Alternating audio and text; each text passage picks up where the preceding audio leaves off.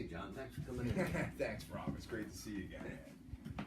So, we met a few weeks back, and so you got the same hat. Yeah. The hat's the same.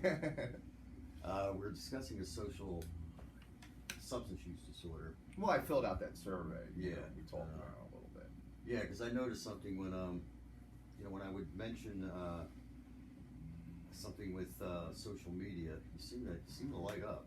Yeah. And discussing some other things,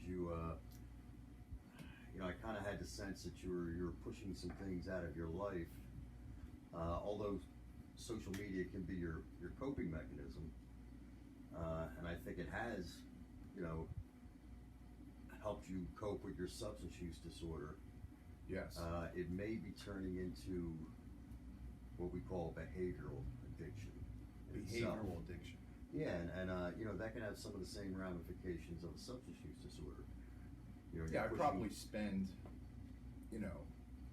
4 or 5 hours a day involved with being online, posting videos, reviewing posts, reviewing comments, responding back. Mm-hmm. It takes up quite a bit of my time. It's, all around my normal 9 to 5 job. So that could be 30, 40 hours a week. It could be, yes. Almost like a full-time job. All right, since you used the word job, Right. Are you reaping any financial benefits from this? What may be No, addiction? no.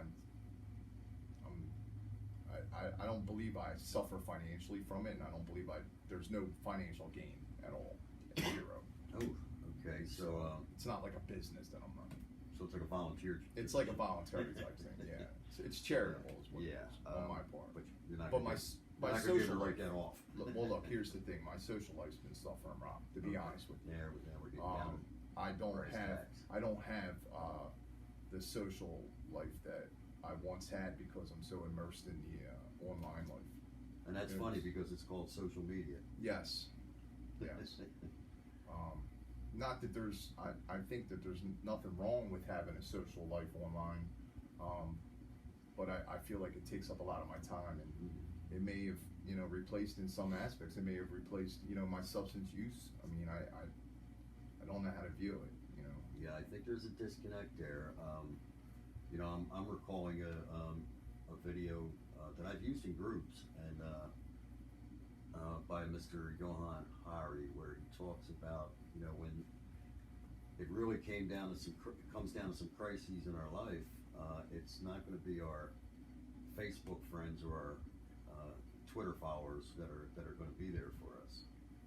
It's going to be those real and nuanced relationships we have with people. Those face-to-face relationships. And how many of them do you have in your life? You think it's been lessening since you're Well, I have lots of contacts and friends. I mean, all around the world, but my actual interaction with them has become less and less. Less face-to-face. Yes, less face-to-face. So the relationships aren't as strong and as binding as they used to be. Right. I guess that's the best way to say it. And so yeah, I think this is something that we might have to think about an intervention somehow to deal with this before it gets out of control.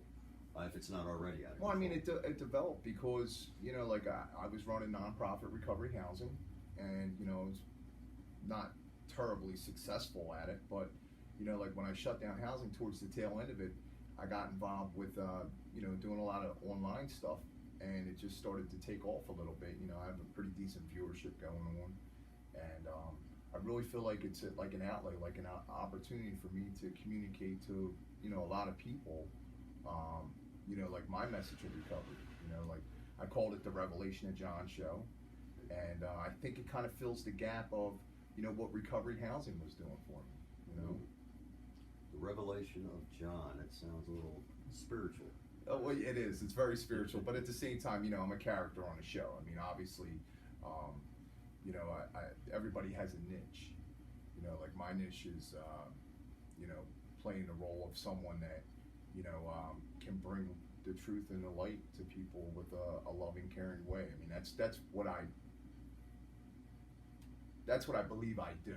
Now, whether that's how it looks to others, All right, John. So what I'm seeing here is you know, a good side and a bad side to this. Sure. You know, and yeah, so that might be where our intervention might lie. All right.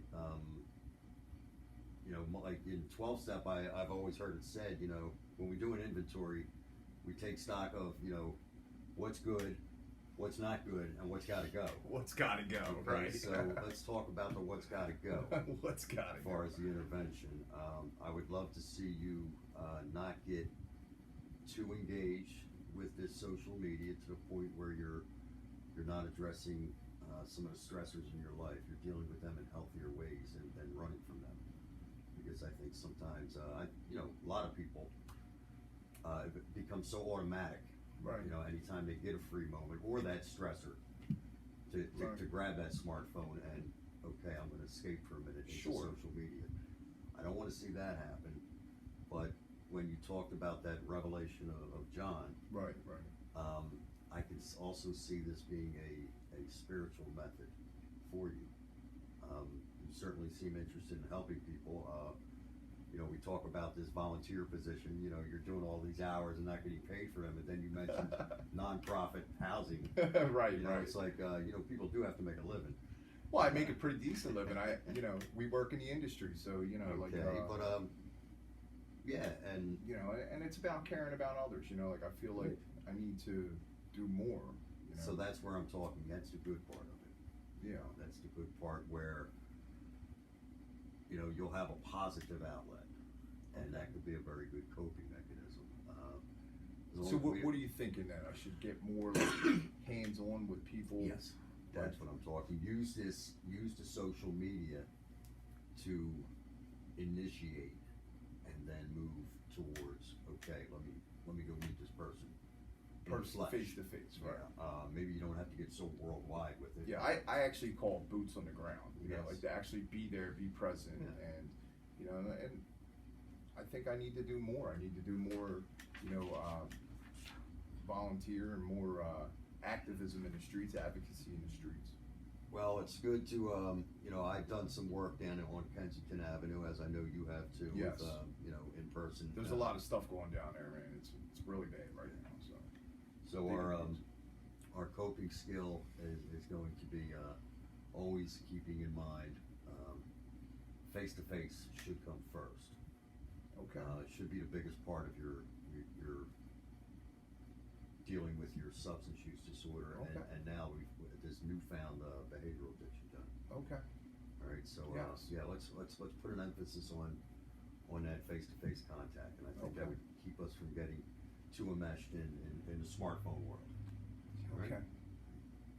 Well, thanks for coming in, John. It was really great to see you again, and I hope to do some more work with you. Thank you, Rob, thank you. I'll see you next week. Okay, great. I think I went well, John.